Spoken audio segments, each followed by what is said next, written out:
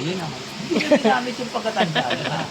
Tapos, habang malakas tayo, kaya siya sabi, huwag natin abusuhin yung ating mga posisyon. Oo. Nang akala mo hindi ka tatanda. Sino ang taong hindi tumanda? Sino ang taong hindi namatay? Oo. Yun ang tanong. Lahat tayo may hangganan. Ito masasabi ko lang It's about time na. Puta, kahit na kayo mga politiko kayo, huwag nyo, kalimutan nyo na yung mga sarili nyo. Ang asikasuhin nyo na yung bayan na. Para makita natin ang pag-asenso ng Pilipinas. Hindi yung nagkukunwari kayo pare-parehas. Nakakala mo talagang tutulong kayo, talagang Hindi ganyan. Maraming nagpapanukala. Paano man pang, wag na yung kaya ako masasabi ko iba, wag na kayo magpalabas kung ano pang gulo. Ang kailangan lahat ngayon, makinig at mag-obserba. Hindi yung nililito nyo yung tao, maglalabas kayo kung ano pa. Hindi na panahon yan. Kailangan panahon na tayo para tumayo na tayo. Baguhin naman natin ang Pilipinas sa tama. Matuto tayo maging edukado dahil ang mga Pilipino sinasabi edukado Tingin ko lang kayo kasi bukas ay impeachment na. Impeachment na bukas. Bukas kasi daraan yan yung kay Sara Duterte. Dadaan dyan sa tinatawag na Committee on Justice ng Kongreso. Ngayon, doon titignan kung may substance yung ni Sara Duterte, na hinain sa kanya. Pag yan ay napatunayan na may substance yan, mag-ano na sila at para tapos natalaka yan, ipo-forward na nila sa Senado yan. Pag forward sa Senado, doon magkakaroon na siya ng hearing. Anong tingin mo, kuya? Guilty ba? Guilty? Guilty o not guilty talaga to si Sara? Guilty yan. Guilty yan. At ang balita nga baka raw yung mga congressman ay matakot. Hindi matatakot yung congressman kasi dahil nga, 'di ba, nag-announce na siya. Na tatakbo siya pagka pangulo. Ano kaya sa tingin mo? Hindi naman sa tingin mo ba makakatakbo pa ba siya ng pangulo? At pag siya na-dismiss na, kasi tingin mo ba ang charges na aabutin niya lang dyan hindi charges ng mga kagaya ng malversation of funds. Magkakaroon siya ng ibang tungkol sa criminal case. Paano pa siya kakakandidato niyan? Sige nga, kung nag-prosper niyan, madidismiss siya bilang vice president. Paano naman yung kaso ng yung mga criminal case na hiaayon sa kanya? Yung mga graft and corruption, ganyan. Na yung mga malversation of public funds, yung mga ganun. Kasi yung mga criminal case yun. Ano kaya sa tingin mo, bakit nag-announce siya ng maaga, kuya? Hindi, nag-announce siya ng maaga. Yung mga strategy yan strategy niya, baka mayroong magulat na mga congressman, medyo matakot niya, maantig niya. Kung maantig niya nga naman, biglang bumitaw, medyo lumagay sa gitna, at hindi siguro baka may mga dyan, hindi man mag-a-abstain yung iba dyan. Kasi ilan lang ang kailangan niyan, 106 lang na boto out of 300. Pwede na yun? Papasok na pwede na. 1/3 daw Ayun nga, 106 lang. 106. Ngayon, tapos yung ipapasa ng mga na sinasabi na nila, na mga ibang dokumento at papatunayan, malalaman natin ang Committee on Justice. Talagang talagang sinabi na may substance ang mga hinain sa kanya. Kaya dyan, magkakaalaman dyan. Kaya yan ang ating tututukan, titignan natin, at tayo bilang mga mamamayan, kailangan natin makilahok dyan. Sapagkat ang pinag-uusapan dyan ay pondo ng masang Pilipino at hindi lang kung kanino-kaninong pera. Pera ng taong bayan. Na tayong lahat magkaisa, doon na tayo sa totoo. Huwag na tayo ng pasakay-sakay, may sakay dito kay gano'n, may sakay dito kay ganito. May mampang, wag na yung kaya ako masasabi ko iba, wag na kayo magpalabas kung ano pang gulo. Ang kailangan lahat ngayon, makinig at mag-obserba. Hindi yung nililito nyo yung tao, maglalabas kayo kung ano pa. Hindi na panahon yan. Kailangan panahon na tayo para tumayo na tayo. Baguhin naman natin ang Pilipinas sa tama. Matuto tayo maging edukado dahil ang mga Pilipino sinasabi edukado Maging edukado Pilipino.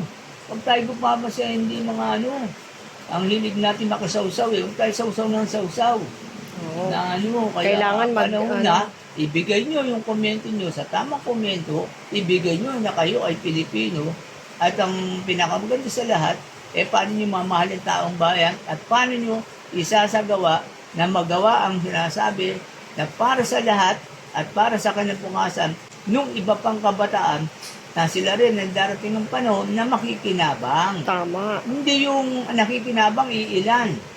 Tapos matapang pa. Hindi ganun. Makinabang tayong lahat, maging matapang tayo sa paninindigan. Oo. Hindi tayo maging matapang sa wala. Matapang lang tayo. Manindigan tayo, doon tayo tumapang. Kaya nga ano namang masasabi mo dyan sa mga DDS na nagpe-fake news, kung ano-anong mga fake news ang pinapalaganap Ako nila? masasabi ko, tigilan nyo yan. Medyo makiramdam kayo, makinig, at hindi kailangan yan. Hindi naman boses ng pangkalahatan yan eh. Yan ay paniniwala nyo. Wala namang pipigil kung yun ang paniniwala nyo. Pero kung kailangan, pumunta kayo sa naniniwala ang pangkalahatan, hindi naniniwala ang iilan. Iilan. Huwag tayong ganon. So, naniniwala ka na iilan na lang ang supporters ng mga Duterte? Oo, naniniwala ako kasi tapos ginagawa nilang battleground tong Maynila. Hindi ko gawing battleground ng Maynila dahil hindi naman mga inosente tao rito. Kaya Paniniwala ako mga tao. Oo. Yung mga taga Maynila, hindi nyo huwag nyo gagawin sa amin yan. Ayan. Dahil dito lang naman kayo natututo kung may mga ibang gimmick sa Maynila lang nanggagaling. Meron ba nanggaling na gimmick nanggaling sa probinsya? Wala po.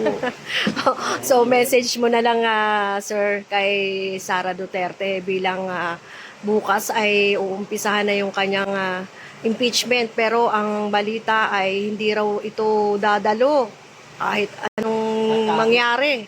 Hindi. Kailangan niya, masasabi ko dyan, dumalo. Ang isang taong matapang, hindi na lumalabas sa bunganga, kailangan lumalabas din sa galaw. Kung matapang ka, haharapin mo. Ba't hindi ka dadala? Bakit? Masakit ba sa tenga pag yung paratang ay binibigay sa'yo? Hindi masakit sa tenga ng isang tao kung hindi totoo. Pero kung totoo, masakit talaga sa tenga, masakit sa ulo. Oh, yan ang dumalo kayo para malaman sino yung talagang tapang. Hindi tayo tayo sa social media nagsasalita. No? Walang magagawa sa social media. Unang-una, may kanya-kanyang puro. Ilang ulo yan? Milyon. Oo. Sige nga. May nagsasabing may nagsasabing hindi. Makinig na lang tayo lahat. At tignan natin kung ano ang kalalabasan ng impeachment na yan. Doon tayo lahat. Huwag na kayo sumausaw.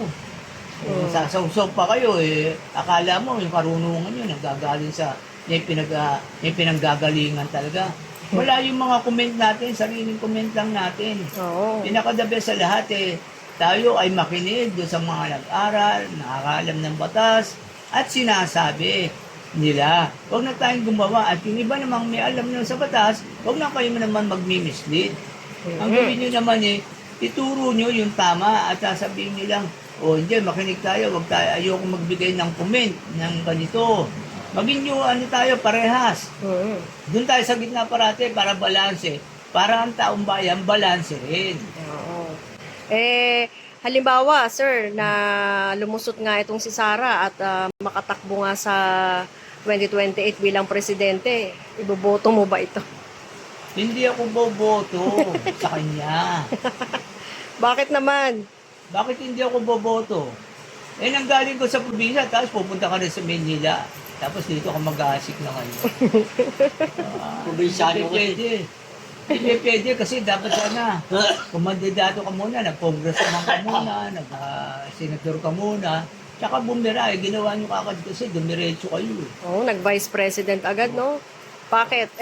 Dinala nga raw niya si PBBM Siya raw ang nagdala kay PBBM para manalo. Hindi totoo yan. Dahil kumbaga sa pick na yung BBM talaga, hinihintay na ng tao. Marami naghintay. Ikaw ang, kumbaga sa siya ang pinala, nasabay siya. Siya sumakay. Sumakay siya. Diba? So, may strategy yan Kaya ako masasabi ko na lang sa inyo, mag-obserba tayo, maghintay tayo, ano ang kalalabasan ng mga usapan sa Kongreso, sa Committee on Justice, Doon tayo lang, wag na muna tayo mag-comment, hindi pa nga natatapos, sa kukomento na kaagad tayo. Wag muna, dahil wala tayong kahit na sinong tao, walang pinangahawakan na nasisigurado niya yung kanyang kalagayan. Walang ganun. Kung basta kinakalimutan nyo nga eh. Dapat sa Diyos muna kayo magpasalamat eh. Kaso hindi kayo nagpapasalamat sa Diyos. Ang ginagawa nyo kagad, yung eleksyon kagad ang pinag-uusapan. Kaya nga, ang tagal pa. Napakaaga. Oo. Pupunta kagad sa eleksyon, hindi pa nga natatapos ang usapin na yan. Yan ang mahirap sa atin eh. Bakit? Ano ba meron sa eleksyon? Kailangan ngayon eh, kumanin tayo. Ang pinakamaganda ngayon, pag nag-eleksyon tayo, mag-eleksyon tayo sa 4 na tao ng matitino. Ha? Matitino, 4. Na kahit na sino manalo dyan, doon sa 4 na yan, pag yan ang alam natin, hindi tayo talo dahil ang binoto rin natin ay matino. Ganun na lang dapat, wala nang perang gagamitin. Kung hindi tayo, magbotohan na lang tayo, sino yung matinong tao. May selection na. Ganun na lang, parang sa ganun, walang pera tayong kukunin, wala tayong perang gagastahin. Dahil pag gumasta tayo ng pera, ano mangyayari pag ginastos mo? Di ba? Pag nagpahiram pa ng pera, babawi yung nagpahiram ng pera. Correct. Ayan, si Kuya. Ang galing. Yun ang hindi namin yung pagkatanda.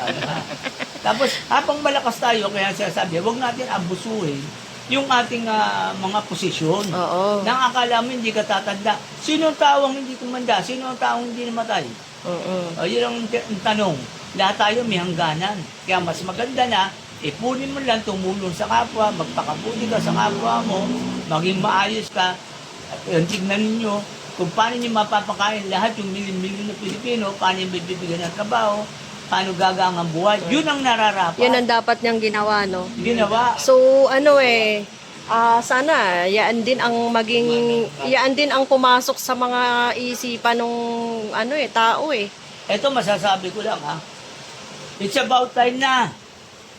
Puta, kahit na kayo mga politiko kayo, ha?